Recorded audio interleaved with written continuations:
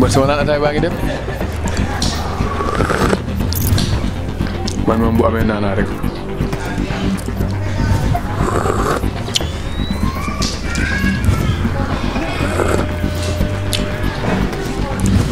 ok merci. salaamaaleykum tey ñu ngi ci benn diwaan boo xamante ni kenn du ko présenté ci Sénégal. ñu am benn kàngam benn daanaan boo xamante ne dañ ko dalal. mu nekkee aussi professeur gannaaw bi ñu la nuyoo ñu bëggoon a xam fi mu nekk fan la ak tur bi naka. merci mon cher man la El Hadji Ibrahima Sokhna nekk fii Santhiou Abdou Bigué fii ci Kër Madiabel je suis professeur au lycée franco-arabe de Kër Madiabel. Le lycée franco-arabe c'est un lycée bilingue baaba ñu gën ma xam nag ci El Hadji Sokhna ñu ci gën a bëri noonu lañ may woowee. El Hadji Sokhna ou monsieur Sokhna. waaw monsieur Sokhna élèves yi noonu lañ may woowee ak ñenn ñi mais tur bi dëgg El Hadji Ibrahima la. à part jàngale moom ndax monsieur Sokhna am na beneen loo xamante ni ñu koy yóbbu. waaw bu ma demul école le plus souvent damay bokk ci activités yi nga xamante ni mooy activité développement yi naturellement yu nekk Kër Madiabel. parce que ku ma xam-xamante ni je suis un homme de défi et depuis mon très jeune âge wax dëgg yàlla laa commencé intégrer structure yi nga xamante ni moom mooy structure yu am ci dëkk bi boo xoolee nekkoon naa ci dans le mouvement navétane sori ci lool léegi aussi au niveau du poste de santé de Kër Madiabel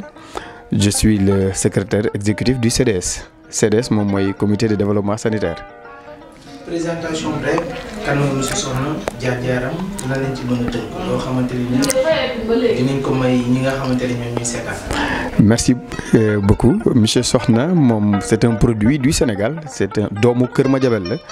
comme ni koy ñëpp di defee bu ñu nekkee xale ñu dem ci daara ji jàngi wala ñu dem ci école arabe ba jàngi jógee foofu dem école élémentaire à l'époque il y avait une seule école élémentaire mu nekkoon école 1. foofu la ñu jàngee ba yàlla dimbale ñu am suñu entrée en sixième à l'époque nag bu ñu amoon entrée en sixième bon ni ñu mënoon def soit nga dem Nioro soit nga dem Kaolack mais ñun dañ fekkee génération boo xam ne lañ tombeel ñun ñëpp dañu doon orienté Kaolack soit nga dem CM1 wala CM2 wala école Jaleñ mais man dama amoon chance aussi moo ñu orienté ma au CM1 Valdiodio Ndiaye de Kaolack foofu laa defee sama cycle moyen après l'obtention du BFM ma dem Dakar jàngee fa le cycle secondaire ma dem au lycée de la Fosse fa laa defee sama seconde ba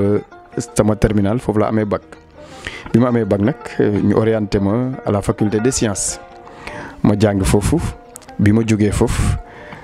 ma dem jàngale ji bi ma jàngalee ji sama première année ñu ngi ma yóbbuwoon au lycée de Goudomp en Casamance li may wax nii c'est en 2004 en octobre 2004 ma nekk fa octobre 2004 ba 2010 en octobre 2010 ma am benn affectation bu ma indi fii au CM franco-arabe de Kër Madiabel à l'époque c'était le CM franco-arabe de Kër Madiabel depuis 2010 nag ba léegi maa ngi Kër Madiabel au CM franco-arabe mais finalement dañoo ériger le CM franco-arabe en lycée mu nekk le CM franco-arabe est devenu le lycée franco-arabe de Kër Madiabel. Je vous dis que depuis 2010 ba léegi maa ngi foofu loolu moo ma permettre depuis ma ñëw dëkk bi nag Kër Madiabel ma bokk ci yi nga xamante ni moom mooy activité de développement yi nga xam ne moo fi am ci dëkk bi lu ko demee ni assainissement bi ñun bokk nañ ci ñu ko yor ba ñoo ko indi fi mu nekk nii tey au niveau de la santé aussi ñu ngi fa di liggéey bu am solo et même au niveau des jeunes et du sport aussi ñu ngi fay liggéey bu am solo kooku mooy monsieur Sokhna. jërëjëf ci leeral yi nga xamante ni jot nga ñu koo leeral ko ñi nga xamante ne ñoo ñuy seetaan mu am loo xamante ni moom la dëkk bi di waxtaanee yi moom la ñuy waxtaanee mu doon loo xamante ni lu am solo la pour ñu waxtaan ko te yaakaar naa ne bu ma seqee ak yow waxtaan boo tudd ma yooyu dafa mel ne waxtaan bi sax bul xorom wax nga dëgg dafa mel ne da ngay préparer réponse yi effectivement parce que dama xam ne à chaque fois rek tu amènes des questions très intéressantes yoo xamante ni njëriñu ñëpp lay doon monsieur Sokhna daal di dugg ci li nga xamante ne mooy politique du Kër Madiabel tey boo doon ma defal historique tey politique bi nga xamante ne nii tey am na ay cadre yu ci nekk ma cité comme Moustapha Niass ki nga xamante ne mooy Serigne Mbaye Thiam ñeneen ñi nga xamante ni jaar nañ ci politique bu Kër Madiabel tey boo doon ma résumé politique bu Kër Madiabel ak ñi nga xamante ne ñooy autorités yi. ban apport la ñu indil diwaanu Kër Madiabel tey d'une manière générale balaa ñuy dugg nag ci li nga xamante ni mooy waxtaan bi. Ok, merci beaucoup. waaw damay wax ne rek c'est très difficile de faire une appréciation globale parce que boo xoolee Kër Madiabel ak envergure bu mu am au niveau national voire même international bu ñu toogee ba ren ji ñuy war a mën a poser yenn questions yi ñoom ay difficultés pour amener des réponses moo war a xamal ne y a beaucoup de choses qui manquent wala yu bëri luñ mënoon a wax te duñ ko mën a wax. ma wax rek ci autorités yi nga xamante ni ñoom ñoo nekk Kër Madiabel c'est vrai que li nga wax noonu la demee fii Kër Madiabel am nañ fi autorité boo mën a xool am nañ ko fii am nañ fii sunu papa mu ngi fii.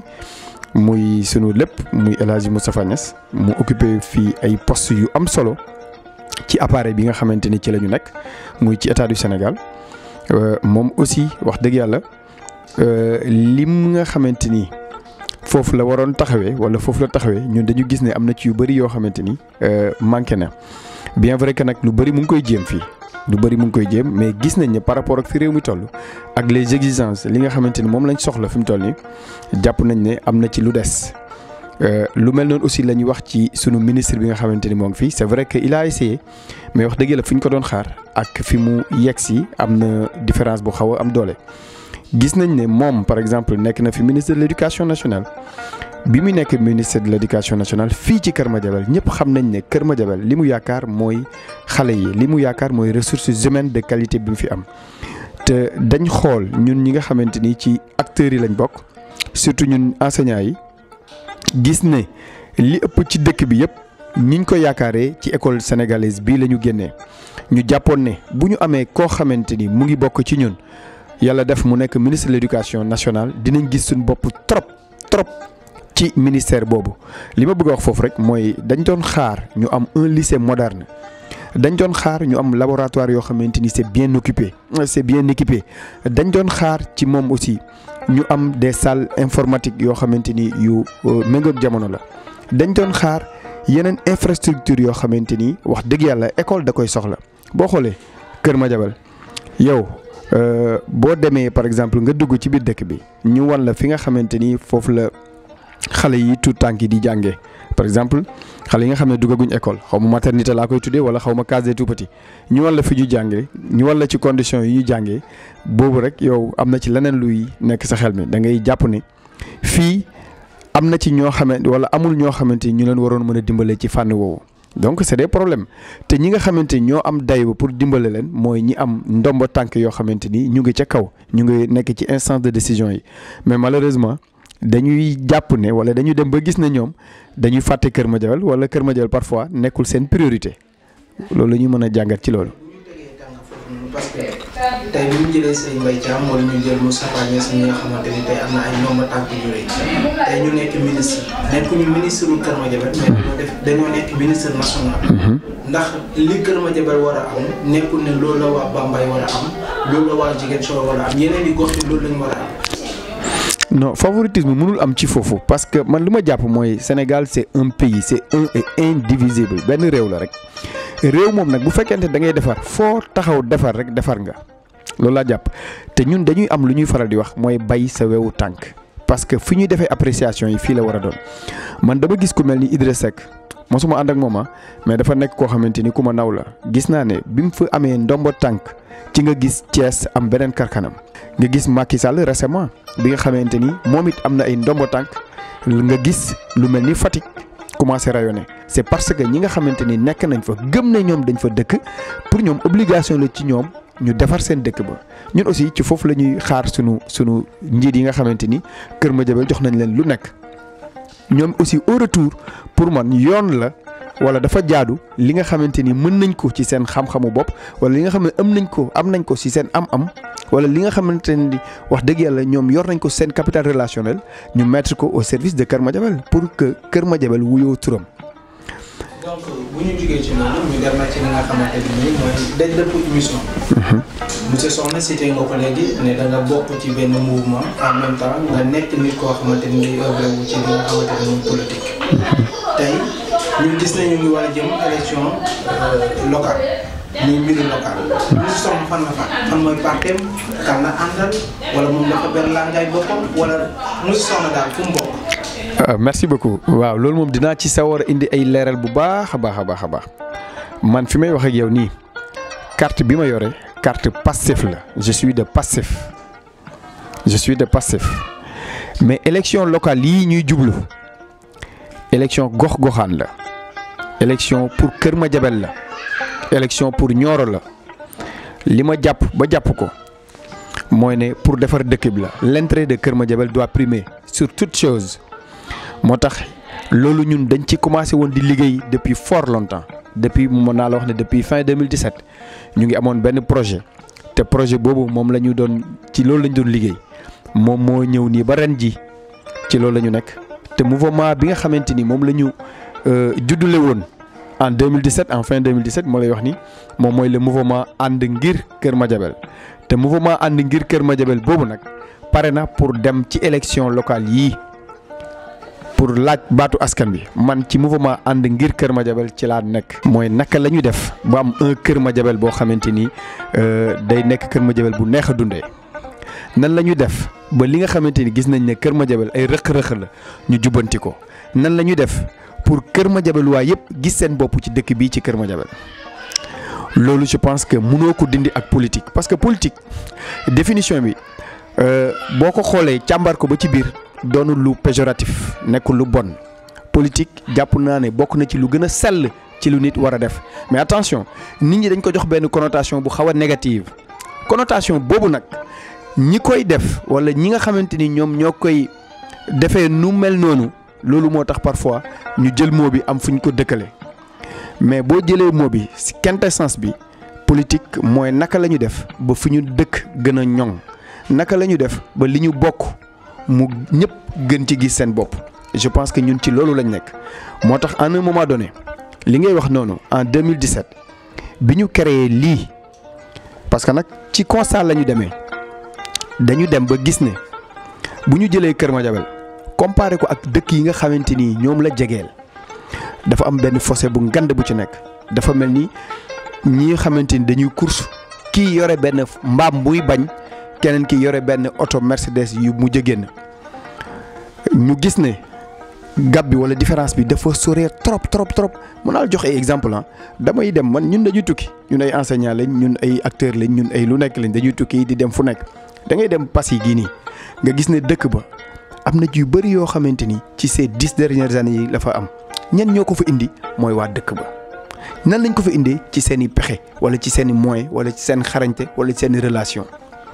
nga dem fii à côté nga dem Ndofane gii nga gis fa yoo xamante ni boo jëlee 20 ans ci gannaaw lu ci bëri ñoom dañ ko doon envier Kër Madiabel ñu gis ne léegi tendance bi dafa renversé wu. ñu gis fii à côté gën ñu jege lool muy Wack Ngouna ma gis ne Wack Ngouna ñoom buñ soxlawaan minimum fii la ñu ñëw Kër Madiabel ut si ko léegi tendance bi commencé renversé wu. ñun dem nañ ba sax gendarmerie yi nga xamante ni ñoom ñooy ñëw fii ak yuy monté Kër Madiabel Wack la ñuy xëyee ñëw mais ma ne mais attendez am na ci yoo xamante ni c'est inadmissible ñun waratuñoo mën a toog di seetaan rek parce que boo seetaanee day mel ni li fi nekk yow da nga ko cautionné alors que ku ñu xam ne nu ñu demee ñun dañoo liberté de ton boobu mu ñu am moo ñu permettre ñuy mën a dem di joxe suñu xalaat ci yu mel nii. on a créé un mouvement képp koo xamante ni gis na boppam ci li nga xamante ni moom la ñu wax mu ñëw toog ñu bokk waxtaan ne lii ak lii lañ gis Kër Madiabel te jàpp nañ ne lii ak lii dafa war a juge ñu defar benn Kër Madiabel boo xamante ni Kër Madiabel bu normal lay doon Kër Madiabel boo xam ne pour ñëpp la Kër Madiabel boo xamante ni yi nga xamante ni jàpp nañ ne ay manquement la dinañ ko combler. mais dañuy jàpp ne biir Kër Madiabel. ndax yéen mën ngeen a changer Kër Madiabel. pourquoi question boobu. mooy que ne. ñi ngànk tey. ànd ngir Kër Madiabel. ñoom ñoo nekkoon ci régime bi nga xamante ne moo nekk actuellement. xamante ni def na 20 ans. te bu ñu 22 ans. 22 ans. te bu ñu jëlee 10 ans yëpp. yéen a ànd di liggéey. ensemble. kenn ki nga xamante ni moom mooy jiite tey seen mouvement bi. nekkoon premier adjoint au maire. te for nañ ci weewu béy. ne moom mu ngi recevoir salaire am ba tey. en même temps. bureau bi nga xamante ne moom lañ pour mu liggéey. moom ñëwatu fa di fa liggéey. ah bon parce que dem na ba jàpp ne nii parti bi di doxe ak moom ni mu bëgg a doxe ak ni mu gisee du benn. Il a créé wala il a senti vraiment la nécessité de créer son parti yoo xamante mu ngi méngoog ak gis-gisam loolu moo su fi denc ci àdduna te dama lay wax bu gën a récent rek Macky Sall il fut le premier ou bien le comment dirais-je le premier ministre de Abdoulaye Wade nekk na fi président assemblée nationale nekk na fi lu nekk ci gouvernement Abdoulaye Wade bi mais à un moment donné bi mu demee ba xam ne ñii ak moom bokkatuñu gis-gis bokkatuñu fuñ jëm mais il a préféré wax dëgg yàlla jël yoonu boppam loolu kay ci combat bu nekk ci àdduna noonu lay demee. Maintenant pour le cas spécifique bi ngay wax nii Ibrahima Bitèye c'est exactement la même chose ce qui s'est passé maintenant dafa nekk le premier adjoint au maire doon ànd ak maire di liggéey ci ànd boo xamante ni ànd nawle la ànd nawle je te dis bien ànd nawle mais nag man damay jàpp ne nit ku mënta nekk en tout cas man noonu lay doxee fu ma mën a nekk ci àdduna bu ma fa amul liberté de ton aw ma fa liberté de penser aw ma fa liberté d'agir man du ma fa def une minute parce que nag sama liberté nit du ma ko xeeñ à un moment donné le maire yi nga xamante ni moom moo am les pouvoirs pratiquement mën nañ non c'est pas mën naa ko wax monsieur Aliou Kébé c'est lui le maire moom moo am tous les pouvoirs parce que moom lañ nommé c'est lui le maire de la ville ou bien le maire de la commune moom mi nga xamante moo am tous les pouvoirs ku mu joxul pouvoir du am pouvoir parce que nag noonu la mbir mi tëddee bu fekkente nag moom il préfère jël benn conseiller jox ko yenn tâche ne ko lii ak lii yow laa bëgg nga doxalal ma ko moom joxul la dara wala mu gis ne am na ci yoo xamante ni ñu koy doxalee moom rafetluwu ko mu alerté ko benn yoon alerté ko ñaari yoon alerté ko ñetti yoon mu récidiver mais lan lay def il va claquer la porte mais comment nu muy claquer la porte mooy ne ko ne li ngay def comme ànduma ci ak yow donc du ma ko cautionner c'est très simple te loolu aussi je pense que naqariwul la comprendre maintenant leneen lii nit ñi wax comme ni nga fi wax léegi lu tax démissionné wul mais pourquoi il doit démissionner moom kooku deful ko adjoint au maire nit ñi lu ñuy fàtte mooy que ne li fal maire mu doon maire moo fal adjoint maire mu doon adjoint au maire. Est-ce que tu as bien compris ce que j'ai dit li faloon maire waxuma avant bii parce que bii léegi dañ ko changé dañ naan léegi raw gàddu la liste bi nga xamante ni moo ëppale électeur moom borom liste ki nekk te de liste majoritaire bi moom mooy nekk le maire ci bii nii ñuy jëm ci 23 janvier bii te ànd ngir Kër Madiabel war a nekk maire après de la commune de Kër Madiabel voilà boobu nag li ma doon wax noonu mooy li ma lay waxaat rek ñi nga xamante ni ñoom ñoo éliroon le premier adjoint au maire nombre bu ko éliroon sax élirutoon monsieur le maire parce que l'adjoint au maire avait plus de 40 voix alors que ici le maire avait moins de 30 voix ou bien 30 voix d'accord donc pour vous dire que loolu ça n'a rien à voir avec li ni ñu wax parce que population bi ci boppam wala conseil yi nga xamante ñoom ñoo fa nekkoon à l'époque ñoom ñoo réunir à l'unanimité ñu toog devant l'autorité ñu ne kan moo bëgg a nekk adjoint au maire premier adjoint au maire il a levé la main comme ñeneen moom li ëpp ci nit ñi wala ñi gën a bëri ñëpp à l'unanimité pour ne pas dire à l'unanimité ñëpp ne ko yow la mais yaa xëyti pour mu jël démissionné loolu xanaa dafay demaat ci kenn ku ci nekk ne ko li nga ma dénkoon dama koy bàyyi non nekkul loo xamante ni encore une fois maire bi moo ko dénk bu fekkoon moo ko dénkee ndi kon bàyyi na lépp lu mu ko dénkoon bàyyi na ko. Est-ce que j'ai été clair? mais dama gis ne ñi nga xamante ne dañoo bokk ci parti politique. ñuy génn. créé waat seen politique. wala ñu créé waat dëggal seen bopp ci langue yi. dañuy def déclaration politique. wane ne fi ñu nekkoon. génn oui. ñu gis ne. yow yaa ngi passé. Ibrahima Bitèye bokk AFP. muy ñaari.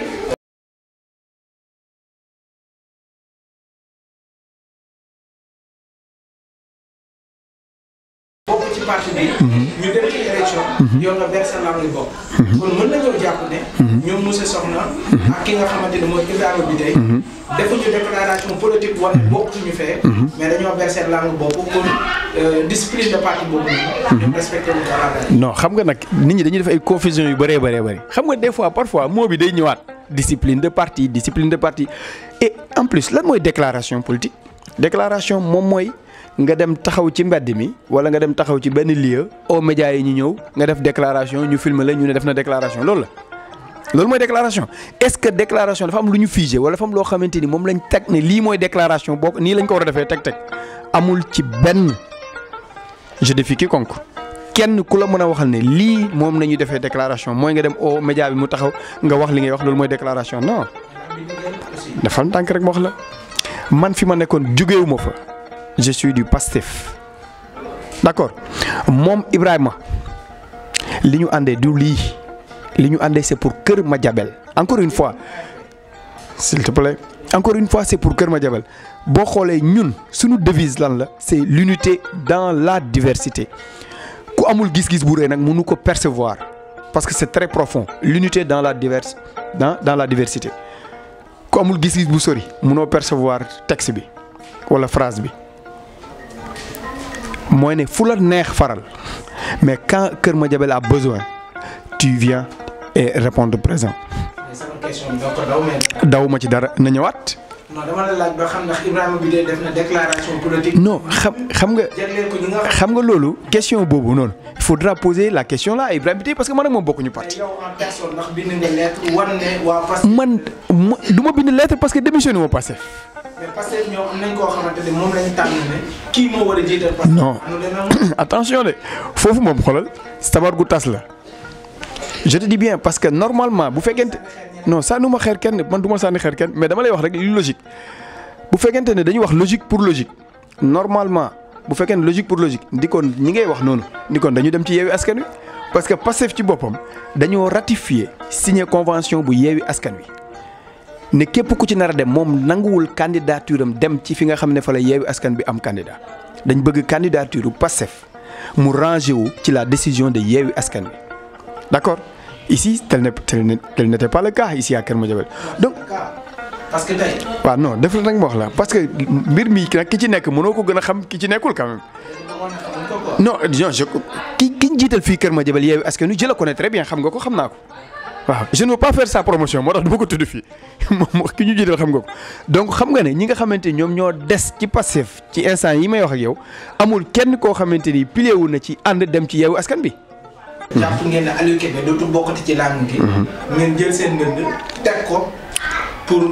jàmmarloo ki nga xamante ne nii ñoom ñoo fi nekk parce que boobu noonu Bassirou Kébé moo fi nekk comme leader politique bu am doole.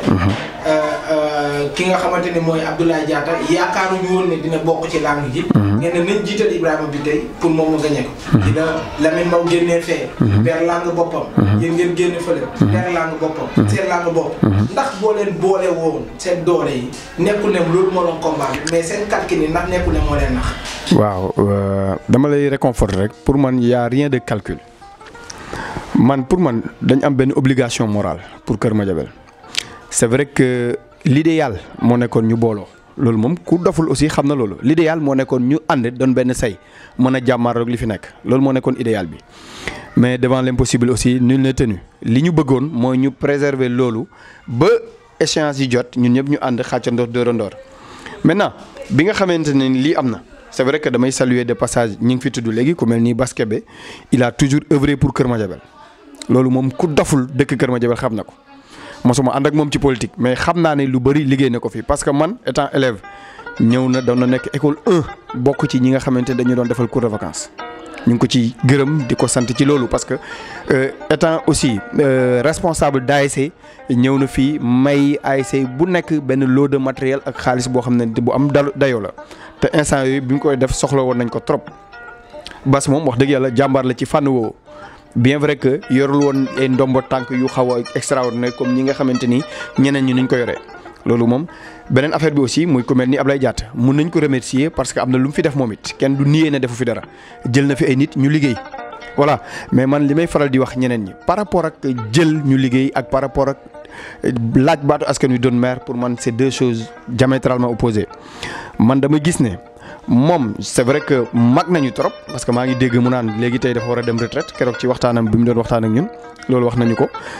ma gis ne moom bi nga xamante ni mu ngi woon ci dëkk bi je ne sais pas est-ce que mu ngi fi woon wala nekk fi woon mais mosuma ko gis ci activités yu mel ni ay cours de vacances man laa la wax de yoo xamante ni yu ñu doon organiser la à l'époque yi nga xamante ni grand yi nga xamante ni nekkoon nañ étudiant à l'époque doon ñëw fii Kër Madiabel pendant les vacances di ñu encadrer wala di encadrer yenn déeg yu mel noonu mosuma ko gis ci yu mel noonu mosuma ko gis aussi ci activité yi nga xamante ni moom mooy activité de jeunesse yi comme ni ma fi doon gisee ay ñu mel ni ñoom Amadou Gueye dama ci doon gis di ci gis ku mel ni basket bi dañ ci gis ku mel ni Cheikh Oumar Kane di ci gis ñeneen ak ñeneen mais la personne de Ablaye Diatta mosuma ko gis ci yu mel noonu. am na ñeneen ñoo xamante ni aussi mosuma leen gis parce que xaw ma leen sax maa ngi ci dégg keneen un certain Ly Cheikh Ly n'est-ce pas moom aussi xaw ma ko ci yu mel noonu mosuma ko dégg ci yu mel noonu année yii laa leen gis ñu surgir ñëw Kër Madiabel ñëw ñoom aussi ne dañu laaj baatu askan bi voilà. Maintenant par rapport ak sa question bi ni nga ko posé du ma mën a wax ne loolu la parce que ñun bu ñu defee jàngat ñun ñoo dëkk Kër Madiabel te at yi nga xamante ni moom la nit daan am pour laaj moom la ñu am instant yi di wax ak yow luñ ci romb rek ñun tamit dañuy dem retraite parce que année yi xaarul kenn xam-xam bi nit doon am nañ ko wala ñu am bu ko raw connexion yi nit ñi daan am mooy carnet d'adresse yi ak capital relationnel yi yu nit doon am nañ ko wala ñu am yu ko ëpp instant yi may wax ak yow donc amul dara lu war a mën a tax ñu laaj li nga xamante ni moom mooy la municipalité de Kër Madiabel boo demee feneen ci yeneen pàcc yi sunu morom yi ñoom ñooy laaj réew yi pour te dire rek nee naa la Macron le président de la France réew mu mag la bokk ci les premières puissances ki ko jiite sunu âge la am. ma wax la beneen affaire le président Barack Obama bi mu am 44 ans la nekk président des États-Unis la première puissance au monde ñun dem nañ ba am at yooyu mais yaa xayti bu ñu xaaral naan xaar leen da ngeen yàkkamti da ngeen bëgg a nangam ak nangam xaar leen benn at moo ci des wala benn mandat moo ci des après nañ leen jox compétence baa ngi fi vécu baa ngi fi xam-xam baa ngi fi at yaa ngi fi lépp moo ngi fi xale yi nga bàyyoon léegi ils sont devenus mûrs ils sont devenus de véritables citoyens ils sont conscients des enjeux du développement et sont prêts à tout prix pour vraiment relancer Kër Madiabel ou bien faire rayonner Kër Madiabel foofu la ñu toll léegi. ñu gis ne sondage bi nga xamante ni jot nañ koo def. yéen a nekk ci ndaare bi maanaam lu nekkoon classe daal jàpp nañ ne ànd ak Kër Madiabel daal moo dina des gannaaw. non waaw non dafa nag bul saboté xam nga sondage yi fi génne officiellement yi nga xamante ni ay cabinet privé ñoo ko defar bi ci njëkk ñun ñoo jël P waxal rek wax ji nu mu demee beneen bi ñu jël deuxième. xanaa bu am sondage boo xam ne yëguma ko ñeen ngeen defar ko wala ñeneen defar ko ñu dëkk fii te xam nga nag kuy sa wujju di sang moom olof Ndiaye nee na doo set mais sondage yi nga xamante moo fi am officiellement lan moo tax ku jël P dina bàyyi candidature am na ñu doon wax ne ñoo jël P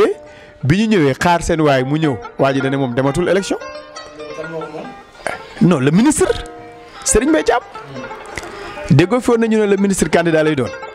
ñëpp di ko wax ne pour rien au monde day sampu ndëndëm ndàngam ak ndàngam mais bi mu jotee ci li nga xamante ni moom mooy sondage il paraît dafa arriéraat mais yow fii xam nañ ne ñoo fi nekk non xoolal dama bëgg ñuy wax li fi nekk wax sa mbaaxu jàmbur wala wàññiwul sa mbaax dara fii Kër Madiabel ku nekk xam na ku doful xam na ne ku ubbi bëtam xam na ne ànd ngir Kër Madiabel moo fi nekk te nit ñi lu leen gën a jaaxal ci loolu nit ñi lan moo leen teg ànd ngir Kër Madiabel c'est ça la grande question. Ndeysaan dafa am koo xamante ni bon entre guillemets mooy ñi ooyee borom barke yi mooy ñi nga xamante ni peut-être yor na xaalis yor na nangam ak nangam ndeysaan il s'est déplacé mu dem ci benn nit naan ko yow lan ngay toppee diw dama bëggoon nga ànd liggéey nangam ak nangam kooku ne ko li ma gis ci moom ba ànd ak moom bu fekkoon gis naa ko ci yow ndikoon doo ma woo ndikoon bu yàgg lay ñëw ci yow ànd ak yow di liggéey mais xoolal ma loolu rek ñun joxuñu ñaar dërëm. au contraire nit yi ñooy ñëw di participer ci le projet de ànd ngir Kër Madiabel affaire bu extraordinaire laa lay wax ni pour ñu organiser benn activité les sympathisants les membres de ànd ngir Kër Madiabel ñoom ñooy génnee seen gafaka li ñu am ñoo participer pour organisation boobu mën a am réussite totale te depuis ñu commencé ba léegi amul dara lu ñu song te daanaguñu ko. ñu ñëwaat ci loo xamante ni canons la. Kër Madiabel lépp di ko def. mooy balu basket bi. ñu gis NBA tuddee ñi nga xamante ni ñoo jëm retraite maanaam tur mu nekk ñu daal di ko indi pourquoi NBA ay xale am waaw mais xam nga concept boobu xam nga man parfois yow xam nga man fii lay nekk di seetaan bu ma paree ci match de football yi parfois bu ma paree sama xaw ma préparation cours yi parfois fii lay seetaan comme match basket yi day guddee pratiquement ay 1h du matin lay am wala ay minutes yu jëm 2h du matin fii lay nekk di seetaan ay NBA yu mel noonu quoi xam naa nag sama rakk ji yooyu moo ko dugal ci affaire yi boobu bu gisee ma posté yu mel noonu rek ndeysaan mu xalaat ci xam nga moom nag wax dëgg yàlla dafa am xelu tooñ quoi muy kita